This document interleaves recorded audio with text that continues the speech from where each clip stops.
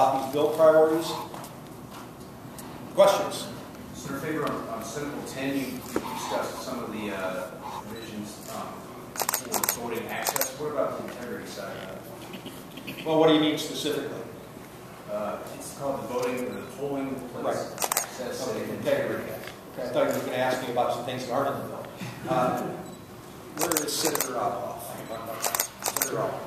Well, I think that the integrity portion of that refers specifically to the fact that we'll allow greater access to journalists to the polling places so that you can cover what's going on and be able to, on Election Day, at least play the journalist's role in protecting the integrity of the process. We will have additional bills coming out at some point this spring. I know that Senator Sykes is working on one right now, dealing with some of the other issues that I think all sides of the political spectrum agree are things that need to be done. For example, allowing shared services between different counties, allowing bulk purchasing of election supplies through the Secretary of State's office, changing bid thresholds for purchasing election supplies, some very basic cleanup to the petition process, a lot of things that there's broad room for agreement on. When we looked at election reforms in general, and particularly at House Bill 194 from the last General Assembly, there's a broad range of issues that could be discussed and should be discussed, and most of those are issues which, frankly, there shouldn't be any disagreement on. And Senate Bill 10 is the first part of that, looking at some things that we think, whether you're Republican or Democrat or liberal or conservative, everyone can agree is good for the process. So that's really what Senate Bill 10 is focused on. Will the bill revisit the ID requirements? Senate Bill 10 has nothing to do with that. It's actually focused primarily on protecting access. We require compliance with ADA standards. We allow journalists to have reasonable access, and we guarantee that if you're in line at the end of the voting day, that you get to vote. So that's really the focus of Senate Bill 10. Other questions?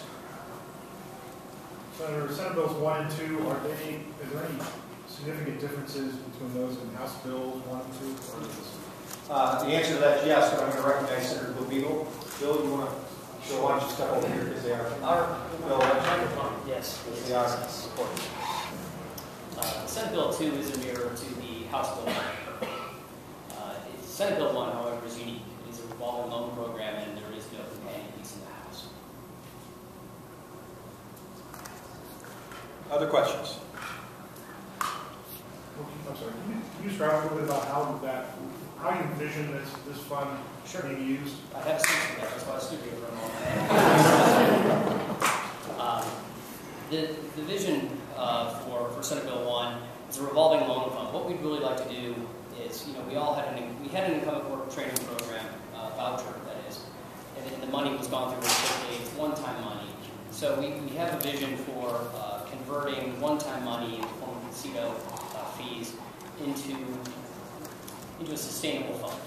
So we've set aside $25 million, and the vision is to have a program whereby programs are funded through an institution, be that a community college, or a technical center, for example, perhaps a four-year school, and those funds are used in turn to make loans out to individuals who are looking to improve their skills or perhaps acquire skills for employment.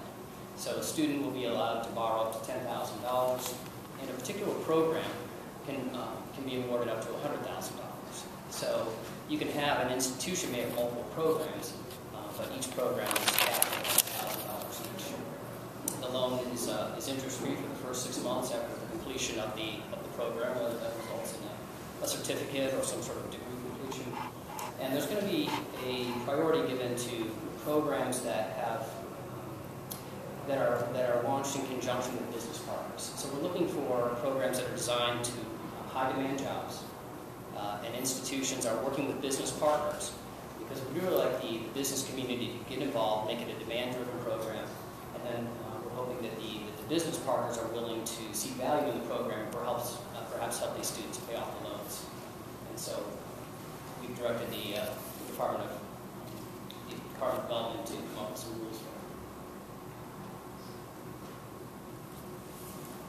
Other questions? On school safety, are you focusing mostly on mental health issues, or do you anticipate there'll be some kind of gun control language included? On school safety, the question is are there going to be gun control issues? I'm going to recognize Senator Rose and Senator